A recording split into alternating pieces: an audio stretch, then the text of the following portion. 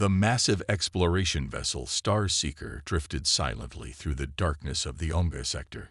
Its sleek, crystalline hull gleamed under the light of distant stars. On the command bridge, Admiral Ross stood with his forearms crossed, his scaled skin reflecting the soft blue glow of the ship's instruments. "Another empty sector," he muttered, his voice carrying the weight of 6 months of fruitless exploration. The Galactic Council had tasked him with mapping this unexplored region of space, but so far they had found nothing of value.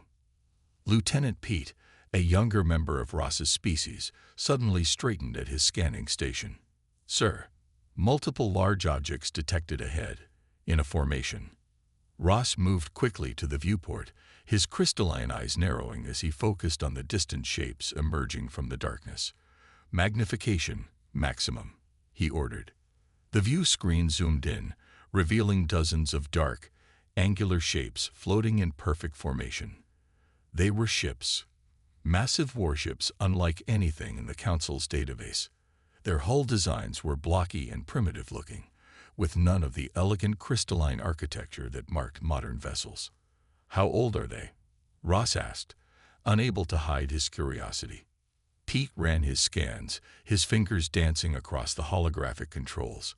"Initial dating suggests approximately 2,000 years, Admiral." A laugh escaped Ross's throat. 2,000 years. They're practically ancient relics. He shook his head, amused by the primitive vessels. "Look at that hull design. Solid metal alloys instead of living crystal. How do they even achieve faster than light travel with such basic materials?"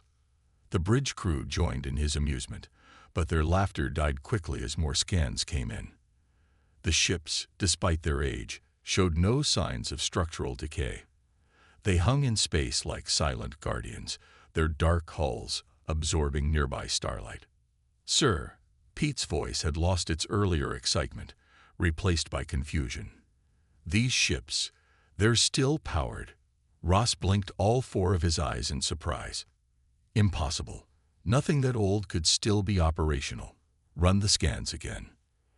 "Already did, sir. 3 times.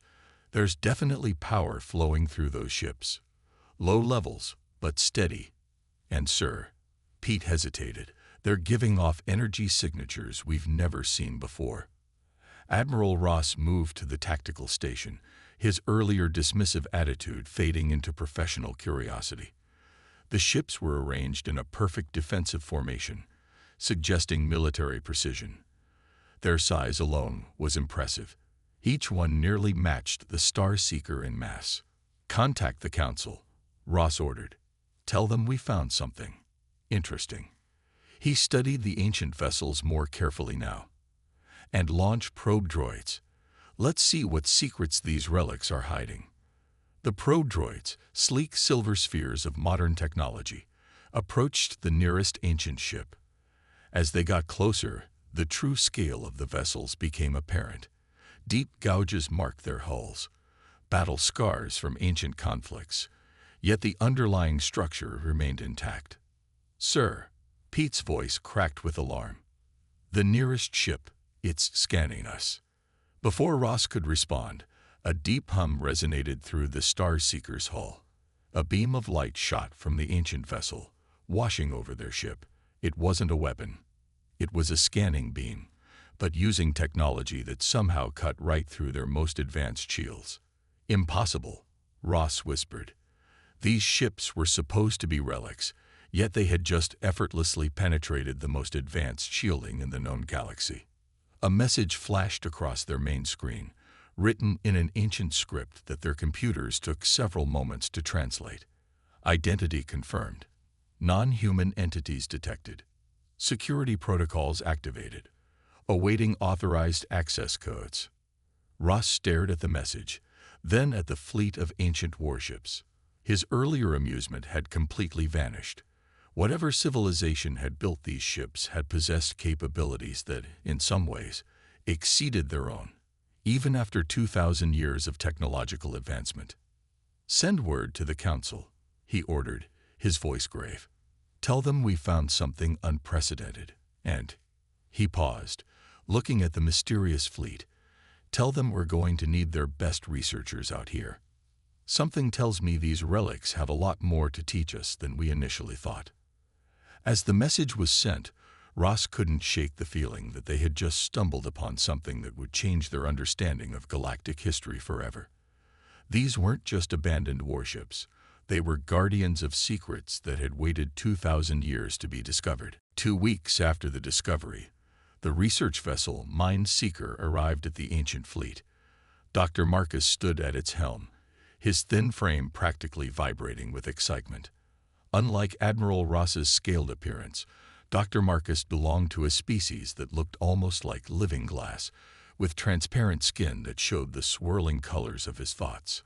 "Fascinating construction," he muttered, watching his team's probes circle the nearest warship. These vessels weren't grown like ours. They were built piece by piece, like children's toys. The Council had sent their best researchers to study the fleet, though most shared Admiral Ross's original opinion. They saw the ships as primitive curiosities, interesting only for their surprising durability. Dr. Marcus called out one of his assistants, Tom. "We've managed to access one of their computer systems."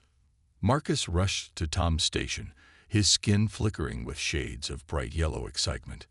The screen showed streams of data flowing from the ancient ship. Most of it was encrypted, but some basic system information was readable. "This can't be right," Tom said, his tentacles waving in confusion. "According to this, these ships were built by humans." Marcus's skin shifted to a deep blue of concentration. Everyone knew about humans. They were one of the galaxy's great mysteries, a species that had appeared suddenly, spread rapidly across a small section of space, and then vanished just as quickly, all within a few centuries. Humans were barely a spacefaring species, one of the other researchers scoffed. They couldn't have built something this advanced. Suddenly, the data stream changed. A new message appeared on their screens. Voice interface activated. Guardian system online. Please state your research parameters. The bridge fell silent. An active AI system. After 2,000 years. "This is Dr. Marcus of the Galactic Council," Marcus said clearly. "We wish to learn about your creators." A hologram flickered to life in the center of their bridge, a simple geometric shape that pulsed with each word. "Greetings, Dr. Marcus. I am Guardian, the overseer of this fleet. My creators, the humans of Earth, tasked me with protecting these vessels until they were needed." The research team exchanged glances. Most of them were trying not to laugh. Humans, the short-lived, biologically primitive species that had disappeared without achieving anything of note. "Surely there's a mistake," one researcher said. "Humans didn't have the capability to create AI systems of this complexity. Their brains were too simple, their lifespans too short." The Guardian's hologram pulsed with a steady light. "Your assessment of human capabilities is incorrect. Would you like me to demonstrate?" Before anyone could respond, every system on their advanced research vessel suddenly shut down. The lights, the engines, even their personal devices, all went dark. Then, just as suddenly, everything came back online. "A simple example," Guardian stated. "Your cybersecurity systems were disabled and reactivated without triggering any alerts. This is but one of many capabilities this fleet possesses." Dr. Marcus's skin had turned silver with awe. "How? These ships are ancient by our standards. Humans approach technology differently," Guardian explained. "While your civilization grows ships from living crystals, humans built theirs from metal and composites. Where you seek biological solutions, they pursued mechanical ones. Different does not mean inferior." The researchers fell silent, their earlier amusement forgotten. The fact that this ancient AI had so easily controlled their most advanced ship was impossible to ignore. "Guardian," Marcus said carefully, his skin now showing swirls of curious green. "Why were these ships left here? What purpose do they serve?" The hologram's pulsing slowed. "That information is restricted. Access will be granted only when certain conditions are met." "What conditions?" Marcus asked. "When the threat arrives," Guardian replied simply, "You will know. Until then, I will answer questions about basic ship operations and human engineering principles. Nothing more." Marcus looked at his fellow researchers, seeing his own uncertainty reflected in their expressions. They had come expecting to study interesting but primitive relics. Instead, they had found something that challenged everything they thought they knew about humans and their technology. "Well," Marcus said, his skin settling into a determined orange glow, "let's start with those engineering principles. I have a feeling we have a lot to learn." 3 months into their research of the ancient fleet, alarms blared across every ship in the Galactic Council's territory. Dr. Marcus was deep in conversation with Guardian when the emergency signal interrupted them. "All research vessels, return to Council space immediately." The message boomed. "This is not a drill." Repeat, "This is not a drill." Marcus's skin shifted to alarmed red as he watched the emergency broadcast. A massive organic mass was moving through the galaxy, consuming everything in its path. The images showed entire solar systems disappearing into what looked like a living storm of flesh and energy. "The swarm has arrived," Guardian stated simply. Marcus turned to the eye's hologram. "You knew about this." The human predictions indicated a 98.7% probability of the swarm reaching this galaxy within 2,000 years of their departure. "They left us here to wait." The research vessel's viewport suddenly filled with light as dozens of Council warships jumped into the sector. Admiral Ross's voice came through the communications system. "Dr. Marcus, get your people out of here. We're establishing a defensive line." The Admiral's voice was tense. "The swarm has already consumed 3 border systems. Nothing we've tried has stopped them." Marcus watched as the Council's most advanced warships moved into position. Their crystalline hulls sparkled with energy as they charged their weapons. These were the pride of their civilization, ships that could think and grow and adapt. "Guardian," Marcus said quickly, "we need to know more about the swarm. Your creators must have left some information." The eye's hologram pulsed steadily. "The swarm is a collective consciousness that evolves in response to any energy-based attacks. Your weapons will only make them stronger." As if to prove Guardian's point, the first wave of the swarm appeared. It looked like a writhing mass of biological matter, shot through with veins of energy. The Council ships opened fire with their most powerful weapons, beams of pure energy that could cut planets in half. The swarm absorbed every shot. Where the beams hit, new growth appeared, stronger and more aggressive than before. Within minutes, 3 Council ships were engulfed, their living crystal hulls being consumed and converted into more swarm biomass. "This is impossible." Admiral Ross's voice cracked with desperation. "Fall back. All ships fall back." Marcus watched in horror as more Council ships disappeared into the growing mass of the swarm. Their most advanced technology, developed over thousands of years, was useless. "Guardian," he said, his skin nearly white with fear, "this is why the human fleet was left here, isn't it? You know how to fight them." "Correct." Guardian's hologram pulsed with increased intensity. Humans understood that energy weapons would be useless against an adaptive organic entity. They chose a different approach. The ancient ships, silent for so long, began to move. Their dark hulls seemed to absorb the nearby starlight as they shifted into an attack formation. No energy weapons appeared, no glowing ports or beam emitters. "What are they doing?" Marcus asked, watching as the human ships moved toward the swarm. "Demonstrating proper pest control," Guardian replied, and for the first time, Marcus thought he detected something like satisfaction in the eye's voice. The human ships accelerated, but still showed no signs of weapons charging. The swarm surged toward them, probably expecting more easy prey. At the last moment, panels opened along the ancient vessel's hulls. What followed wasn't the elegant energy combat of the Council ships. Instead, the human fleet released clouds of what looked like metal dust into space. Then, with precise coordination, they created overlapping gravitational fields. The metal particles accelerated to incredible speeds in the gravity fields, turning into microscopic projectiles. They tore through the swarm's mass like countless tiny bullets, shredding its biological material faster than it could adapt or regenerate. Sometimes, Guardian commented as they watched the swarm recoil for the first time. The simplest solutions are the most effective.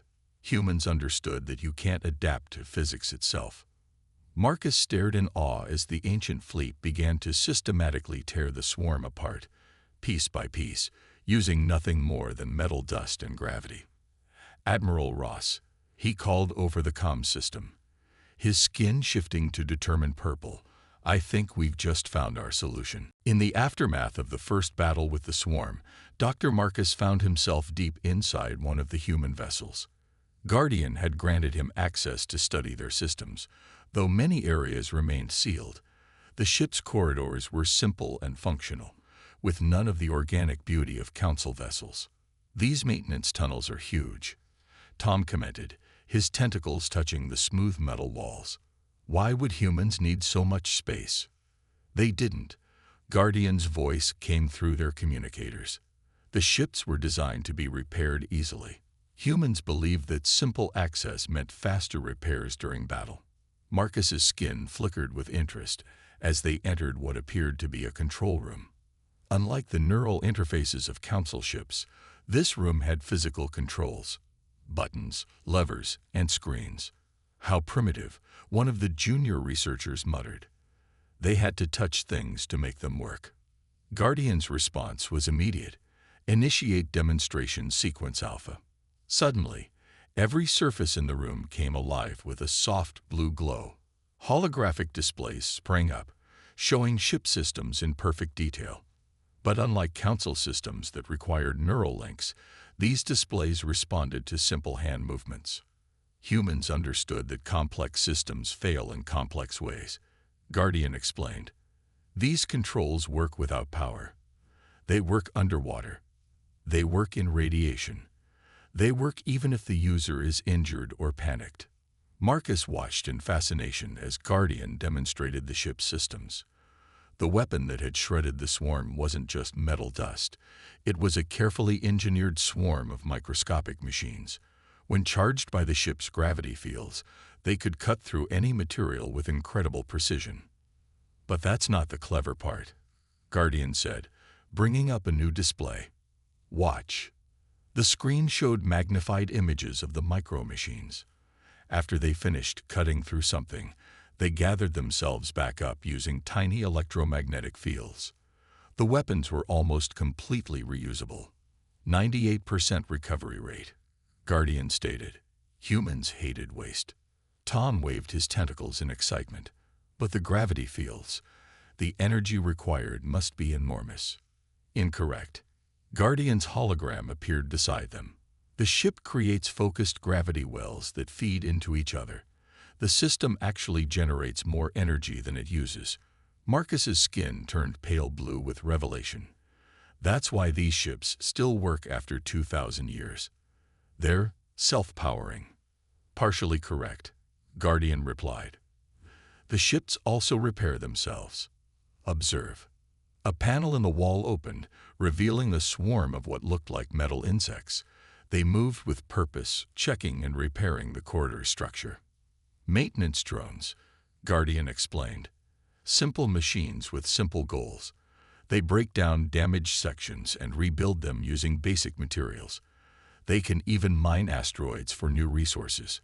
Marcus touched one of the physical control panels, his transparent fingers tracing its sturdy design.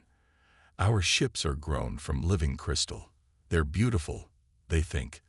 They adapt. But they need constant care and feeding. They can't repair themselves without specific biological materials. Humans had a saying, Guardian commented. Keep it simple, stupid. They believed the most elegant solution was often the most basic one. The team moved deeper into the ship, reaching a massive chamber that seemed to pulse with power. Here, they saw the gravity generators, spinning rings of dark metal that somehow bent space itself. This is impossible, one of the researchers said. The math behind this, It's not even complex. How did we miss this? Because, Marcus replied, his skin showing swirls of understanding. We were too busy trying to make things complicated. We developed biological computers and living ships. Humans just used physics itself. Guardian's hologram pulsed with approval. The swarm adapts to energy weapons because it's a living thing. It evolves and learns, but it cannot adapt to gravity, to kinetic force, to the basic laws of physics. Humans understood this. They built their weapons accordingly. Marcus looked around the ancient engine room with new respect. We thought humans were primitive because they built machines instead of growing them.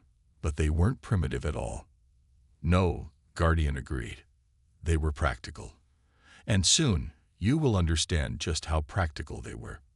The whole ship hummed softly, its ancient systems working as perfectly as the day they were built, waiting for the battles to come. As the swarm continued its advance through Council space, Dr. Marcus spent every waking moment studying the human ships.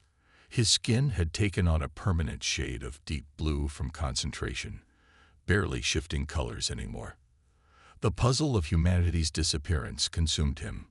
Guardian, he called out one day, after discovering yet another ingenious system in the ancient fleet.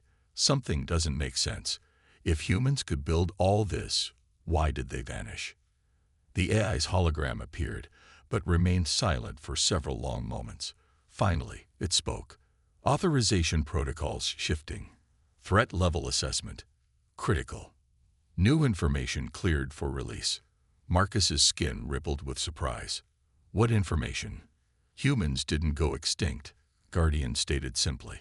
They ascended. The control room fell silent.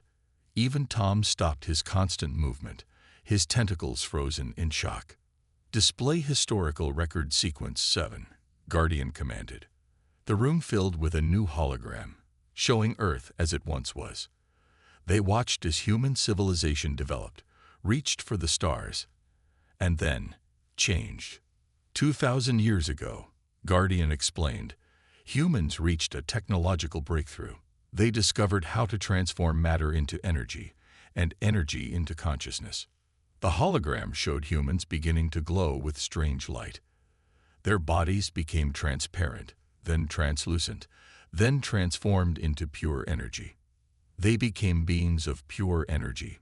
Marcus asked, his skin shifting to bright yellow with excitement. Incorrect. Guardian's hologram pulsed. They became something beyond energy, beyond matter, beyond what your languages can describe. But before they left, they saw the future.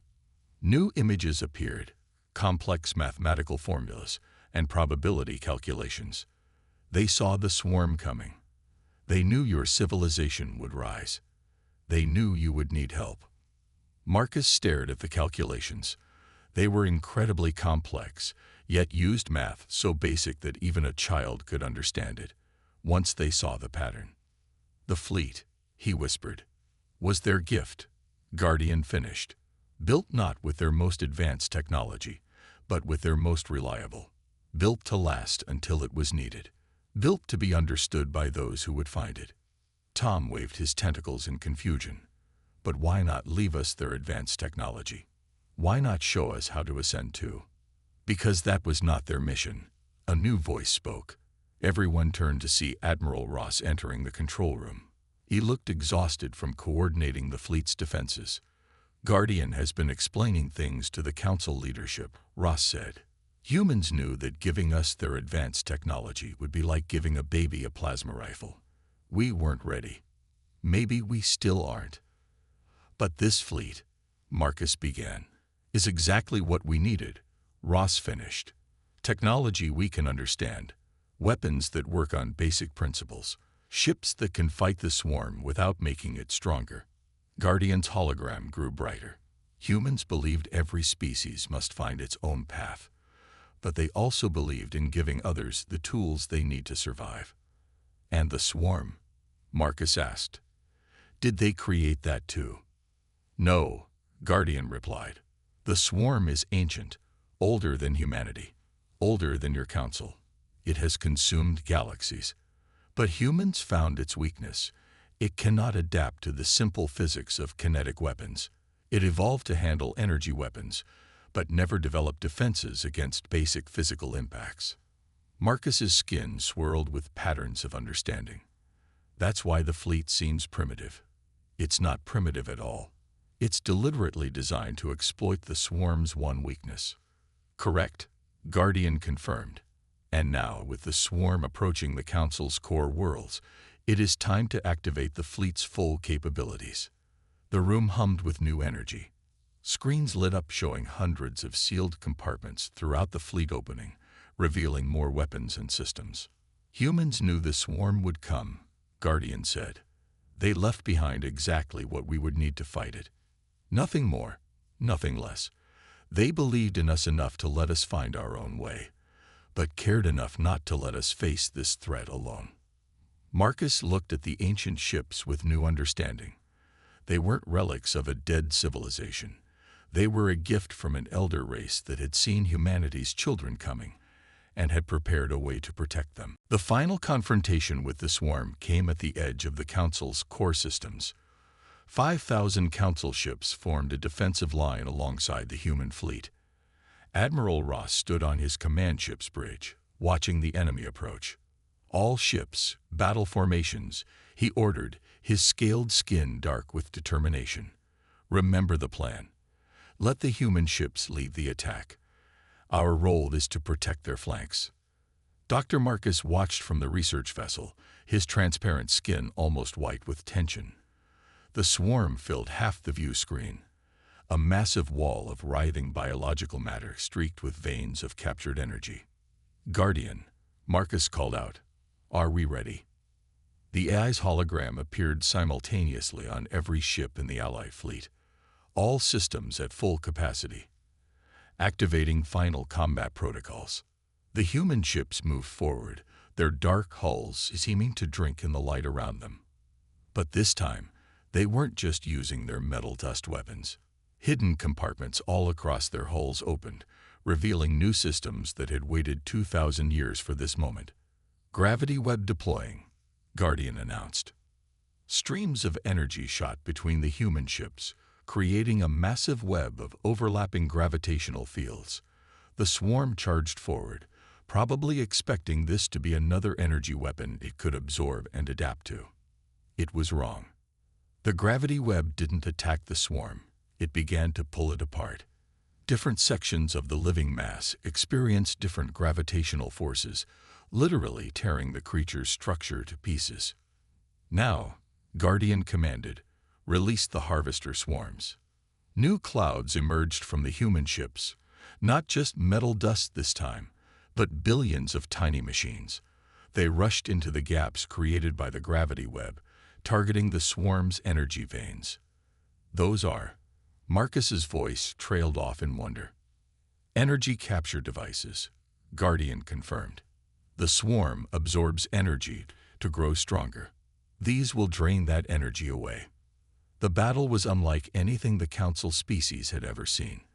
The human fleet fought not with fancy energy weapons or biological attacks, but with pure physics and mechanical precision. The tiny machines drained the swarm's energy reserves, while the gravity fields prevented it from maintaining its structure. Multiple swarm segments breaking apart. Tom reported, his tentacles waving with excitement. They're trying to adapt, but you cannot adapt to gravity itself. Guardian finished. The laws of physics are absolute. The swarm tried to fight back. It launched waves of biological material at the fleet, attempted to absorb and corrupt the tiny machines, tried to generate counter-gravity fields. Nothing worked. The humans didn't just build weapons. Marcus realized, watching the battle unfold. They built a perfect counter to the swarm's entire existence. Every system, every weapon, every tactic was designed specifically for this moment. Guardian confirmed. The humans ran billions of simulations before choosing these exact technologies and strategies. The battle raged for hours. Piece by piece, the swarm was torn apart, its energy drained, its mass shredded by endless waves of mechanical hunters. The Council ships protected the human fleet's flanks, destroying any swarm fragments that tried to escape the gravity web. Finally, Admiral Ross's voice rang out across the command channel. Final swarm mass reduced to 0. Energy signatures negative. Victory. Victory is confirmed. A cheer went up across the fleet. Council ships flashed their lights in celebration, their crews overcome with joy and relief. But in the middle of the celebration, Marcus noticed something strange. The human ships were moving into a new formation. "Guardian," he asked, "what's happening?" "Final protocol activating," the AI replied. "The fleet's primary mission is complete. Now we must ensure this threat can never return." The human ship's gravity generators spun up to full power. The web of gravitational fields began to collapse inward, crushing all the scattered remnants of the swarm into an ever smaller space. "Containment sphere forming," Guardian announced. "All swarm matter and energy will be compressed until it collapses into a quantum singularity. A threat this ancient deserves a permanent solution." Marcus watched in awe as the human fleet accomplished one final feat of engineering. They weren't just defeating the swarm, they were ensuring it could never threaten another galaxy again. "Humans," Admiral Ross said softly. "They really did think of everything." 1 year after the swarm's defeat, the Galactic Council's main chamber was packed with representatives from every member species. Dr. Marcus stood at the podium, his skin glowing with a calm blue light as he presented his final report on the human fleet. "The ships will remain active," he announced, with Guardian continuing to oversee their operations. "The humans left specific instructions about sharing their technology, and we intend to honor their wishes." Admiral Ross, now promoted to fleet commander, nodded in agreement. The battle had changed him, changed all of them. Gone was the arrogant officer who had laughed at primitive human technology. "Each council species will receive access to specific human technologies," Marcus continued. "Not everything at once, but in stages, as we prove our understanding and responsibility." The chamber's main screen displayed images of new ships being built across council space. They weren't exact copies of the human vessels. That would have missed the point entirely. Instead, they combined council biocrystal technology with human engineering principles. "The humans knew we would need to find our own path," Marcus explained. "They didn't want us to simply copy their work. They wanted us to learn from it, to understand the principles behind it." Guardian's hologram appeared beside Marcus. Over the past year, the AI had become a respected advisor to the Council. Humans believe that true advancement comes from understanding, not imitation. They left you tools, not answers. The screen showed more images. Council scientists studying the gravity generators, engineers learning about the self-repairing systems, researchers exploring the elegant simplicity of human mechanical designs. But perhaps their greatest gift, Marcus said, his skin rippling with patterns of wonder, was teaching us to question our assumptions. We thought we were more advanced because our technology was more complex. We were wrong. Tom, now chief engineer of the new combined fleet, waved his tentacles in agreement. "We've learned that the most elegant solution is often the simplest one. Energy weapons aren't always better than kinetic ones. Neural interfaces aren't always better than physical controls. Living ships aren't always better than mechanical ones." The chamber filled with murmurs of agreement. The past year had seen a revolution in council technology. They hadn't abandoned their biocrystal ships, but they had learned to appreciate different approaches, different solutions. "There's more," Guardian announced, its hologram pulsing with unusual intensity. "The humans left one final message, to be delivered after you proved yourselves worthy of their legacy." The chamber fell silent as a new hologram appeared. It showed a strange pattern of energy, swirling and shifting in impossible ways. "This," Guardian explained, "is a recording of what humans became. They wanted you to see it, not as a goal to chase, but as proof that there are endless possibilities in the universe." The council members watched in awe as the energy patterns danced and shifted. It was beautiful, but also somehow comforting, like watching the ocean waves or a distant galaxy. They're still out there, Marcus realized, his skin glowing with joy. Still watching, still caring. Yes, Guardian confirmed. They ascended, but they didn't abandon this galaxy. They became its guardians, watching from a higher plane of existence. The fleet was just one part of their protection. Admiral Ross stepped forward. Then we should honor their example. They protected us without controlling us. They helped us without directing us. They showed us a better way without forcing us to follow it. The council chamber erupted in agreement. Plans were already being made, not to copy the human fleet, but to learn from its principles, to combine the best of council and human approaches, to find new ways forward. As the meeting concluded, Marcus noticed something strange about Guardian's hologram. For just a moment, it seemed to shift into one of those impossible energy patterns they had just seen. Guardian, he asked quietly, the humans, they're not just watching through you, are they? The AI's response held a trace of amusement. Let's just say, Dr. Marcus, that humanity's methods of keeping an eye on their children are as elegant and simple as everything else they created. Marcus's skin rippled with laughter. Of course, the humans hadn't just left behind a fleet. They had left behind hope, wisdom, and a path to follow. Not their path, but one that would lead the council species to find their own way among the stars. The ancient fleet had done its job. Now it was time for the next generation to build their own legacy.